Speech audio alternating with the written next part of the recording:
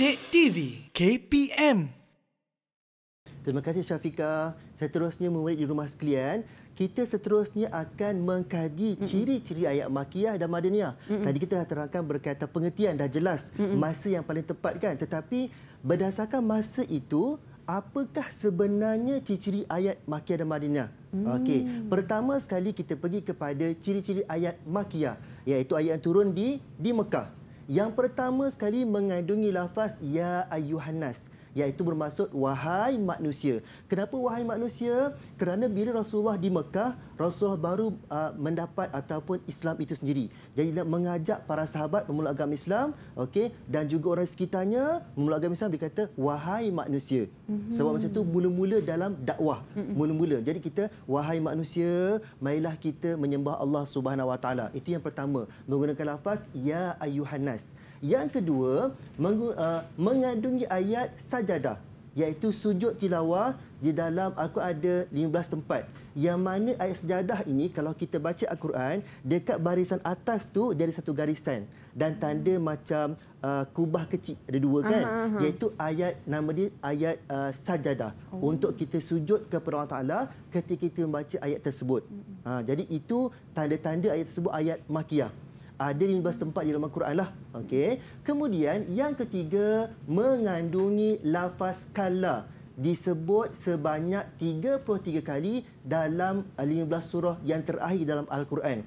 Kala ni maksudnya jangan ataupun tidak. Okey, jadi bila kita baca Quran ada perkataan kala, okey, bala, itu menunjukkan surah Makkiyah, yang mana isi dia mengajak manusia ini kembali kepada Allah Subhanahu Wa Taala, jangan mensyirikkan Allah Subhanahu Wa Taala. Jadi tanda dia ya ayyuhannas, kemudian ada sajadah tadi tu, dan juga ada perkataan kala. Itu tiga poin yang pertama. Boleh ingat Syafiqah? Boleh, murid-murid. Ingat tak? Ya, tiga perkara jangan tu. lupa nanti kalau periksa tu kena ingat tu. Ya ayyuhannas, ada ayat sajadah dan juga ada perkataan kala. Okey. Seterusnya yang keempat, mengandungi ayat yang bermula dengan huruf al-muqatta'ah ataupun al-hijaiyah, seperti alif lam mim, alif lam ra, ha mim, nun, qaf. Itu merupakan petanda. Itu ayat Makkiyah.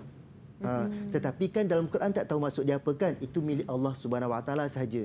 Yang penting bila tanda ada huruf al-muqatta'ah itu merupakan surah-surah Makkiyah. Okey.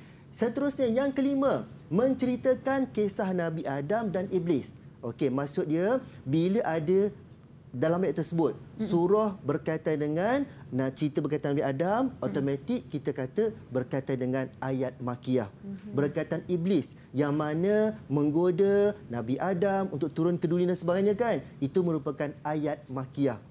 Okey, dan juga yang keenam, menceritakan tentang kisah para nabi dan umat terdahulu. Dalam Quran ada banyak surah yang menceritakan tentang umat terdahulu sebagai pengajaran kepada kita. Okey, Nabi Nuh ada, Nabi Lut ada, dan Nabi Musa dan macam-macam. Tujuannya untuk mengajak kita semua manusia jangan seperti kaum terdahulu yang engkar perintah Allah Subhanahu Wa Taala, akhirnya Allah berikan musibah, memberikan balasan buruk, azab dan sebagainya kepada mereka. Kalau Syafiqah ada rezeki yang lebih nanti, murid yang ada rezeki yang lebih nanti, bila pergi umrah, mungkin transit dekat Timur Tengah dan sebagainya kan, ziarahlah kat Jordan, dekat Mesir dan sebagainya, untuk kita melihat secara depan-depan. Itulah dia azab-azab Allah Ta'ala yang diberikan kepada mereka, pengajaran kepada kita semua pada hari ini.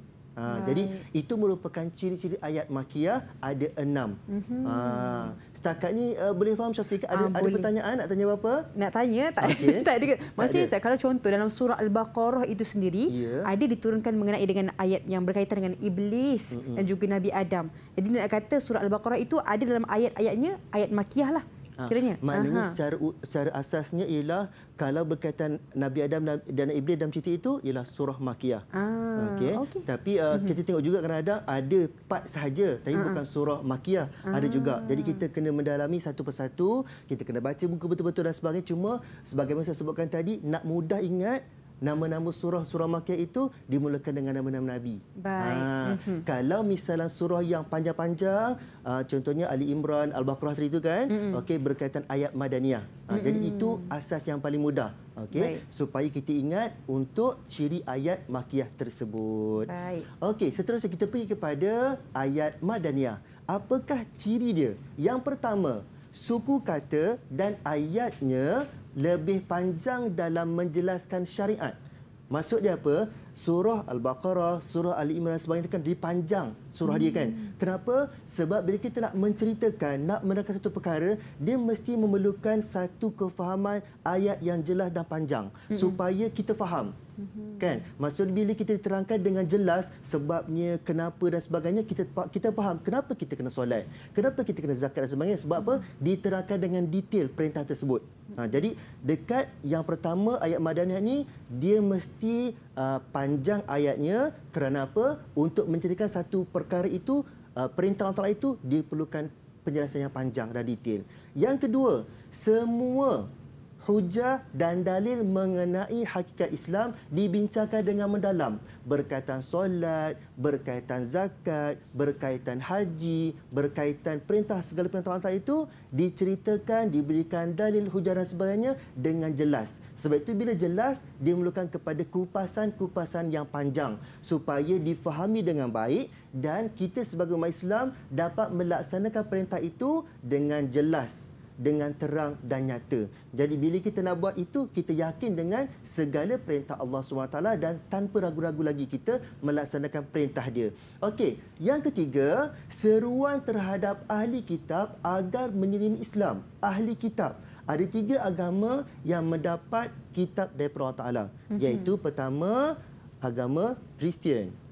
Okey, kemudian Yahudi, kemudian agama Islam. Semua itu nama dia ahli kitab. Yang mana kalau dalam itu menceritakan tentang 3 kaum ini yang mendapat kitab ini, nama ahli kitab ni, maka inilah ayat Madaniyah.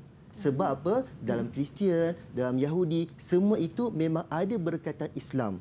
Sebab ajaran mereka sepatutnya sama dengan ajaran kita yang mana seiring dan senada. Sebab itulah namanya ahli kitab. Seterusnya, yang keempat, menerangkan tentang keizinan berperang dan peraturannya serta hukum berjihad. Jadi dalam ayat Madaniyah yang panjang ni, boleh kita berperang, berjihad dengan cara macam mana? Apa syaratnya? Tak boleh bunuh orang sesuka hati, tak boleh patahkan pokok dan sebagainya, bunuh binatang, tak boleh. Itu di antara syarat yang perlu diterangkan, sebab itu dia panjang.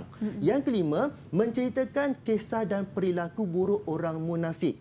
Okey juga. Maksud dia orang kata musuh dan selimut, kan Syafiqah, macam baik tapi rupa-rupanya belakang kita dia tikam belakang dan sebagainya. Itu orang-orang munafik yang perlu berhati-hati, yang perlu diterangkan oleh Allah Taala kepada kita supaya kita mengelakkan, berhati-hati daripada orang-orang yang munafik ini. Seterusnya yang keenam, menjelaskan tentang ibadat. Okey, seperti solat, zakat, puasa, muamalat, perniagaan, macam sekarang kan, perbankan, saham apa semua dalam muamalat itu ada. Adanya hudud, hukum-hukum, mencuri macam mana, membunuh macam mana kan. Keluarga, maksud dia dari segi hubungan antara mak dengan ayah, dengan saudara dan sebagainya, bagaimana menguruskan keluarga, menguruskan rumah tangga, siapa nak bekerja, siapa jaga rumah dan sebagainya. Warisan, dalam pewarisan Islam ada waris 1/3, 1/2 siapa. Jadi diterangkan dengan detail dalam surah-surah ayat Madaniyah. Juga jihad dan lain-lainnya lah. Maksudnya penting, benda itu penting kepada kita. Kenapa? Menerangkan syariat itu dengan lebih mendalam, dengan jelas dan sebagainya. Jadi kita dapat memahamilah, kalau ayat itu panjang, nama dia ayat Madaniyah, menceritakan tentang syariat Islam dan sebagainya dengan jelas kepada kita. Jadi kita sebagai umat Islam dapat melaksanakan dengan yang terbaik. Okey, boleh faham? Boleh nampak tak Syafiqah dan murid sekalian? Saya nampak apa yang kelebihan kepada ayat Madaniyah ni, bukan kelebihan lah, tapi dia punya ciri-ciri tu lebih panjang, lebih jelas lagi. Sebab bila kita nak faham tu, perlu kepada pertanyaan, kan? Kenapa jadi macam ni? Kenapa tak boleh macam? Jadi perlukan penjelasan yang jelas. Okey, taib. Seterusnya, kepentingan mempelajari ayat Madaniyah. Bila kita dah tahu maksud, kan? Dah tahu ciri dia, apa kepentingan kepada kita sebenarnya? Yang pertama, membezakan ayat yang nasah dan ayat yang mansuh. Okey, nasah ni ialah ayat yang menggantikan. Okey, murid sekalian dan juga Syafiqah, mansuh ayat yang kena buang. Dalam Quran ada hukum yang dah tak digunakan lagi. ada hukum yang kita baca tapi tak dilaksanakan lagi ya. Jadi kita kena tengok kat situ apakah hukum yang terkini yang boleh kita buat ataupun tak boleh. Jadi dalam masa masa tu kita tahu. Okey. Seterusnya, mengetahui sejarah hidup Rasulullah SAW dengan terperinci sebab Quran turun itu seiring dengan hidup Rasulullah SAW. Dan yang ketiga, gaya bahasa yang digunakan dapat dipertingkatkan dalam kegiatan dakwah kan. Macam kita nak memanggil orang kan, kita sebut wahai manusia. Itu umum. Tapi kalau kita wahai Muhammad, apa khabar? Dia lain. Wahai Ali, apa khabar? Lain. Jadi cara itu sebenarnya satu usul dalam berdakwah. Jadi bila kita panggil nama penuh orang, kita rasa lebih dihormati. Lebih dihormati. Berbanding kalau kita panggil hai sekejap, lain kan. Jadi kita kena panggil dengan nama yang penuh supaya rasa dihormati. Jadi itu di antara kepentingan lah. Bila kita belajar ayat Makkiyah Madaniyah, kita tahu hukum yang baru, hukum yang lama. Okey, kita kena amalkan hukum yang baru dan sebagainya. Okey, seterusnya kita tengok kepada contoh soalan yang mana boleh digunakan ataupun pelajar boleh dapat tahulah apa yang akan keluar dalam soalan kalau misalnya tajuk ni keluar sebagainya kan. Contoh dia Syafiqah, nyatakan 2 ciri ayat Madaniyah. Tadi kan panjang kan? Ya, betul. Tapi dalam tu ada banyak tadi tu kan? Okey. Nyatakan 2 ciri ayat Madaniyah. 2 markah. Maksud bila nyatakan, 1 isi 1 markah. Maksudnya kita dan murid sekalian kena jawab 2 isi sahaja. Tak perlu kepada huraian. Okey, faham? Okey, kita tengok contoh jawapannya Syafiqah. Okay.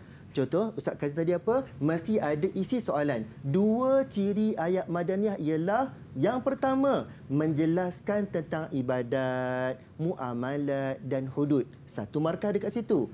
Yang kedua, menerangkan tentang keizinan berperang dan hukum berjihad. 1 markah juga. Jadi, bila nyatakan 2 markah, dia nak 2, 1 isi, 1 markah sahaja. Tidak perlu kepada huraian. Yang murid-murid kena ingat ialah, ingat balik fakta, kemudian keluarkan balik. Sebab itu, bila kita belajar di dalam kelas, okey, setiap pointer itu, kita kena hafal 2 isi, 2 isi, 2 isi yang paling mudah. Ayat Makkiyah, 2 isi kita ingat. Okey, ayat Madaniyah, 2 juga isi yang paling mudah. Sebab dalam periksa, dia akan tanya, nyatakan 2, jelaskan 2, kan?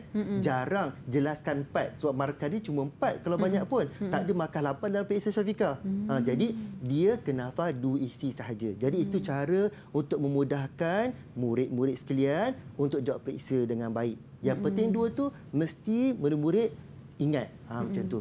Mari Ustaz, kalau contoh dalam peperiksaan ni, ada tak soalan yang macam digabungkan terus? Contoh, nyatakan 2 ciri ayat Madaniyah. Tapi sekarang digabungkan, nyatakan 2 ciri untuk ayat Makkiyah dan juga ayat Madaniyah. Biasa tak ada. Kerana 2 ciri itu sangat berbeza.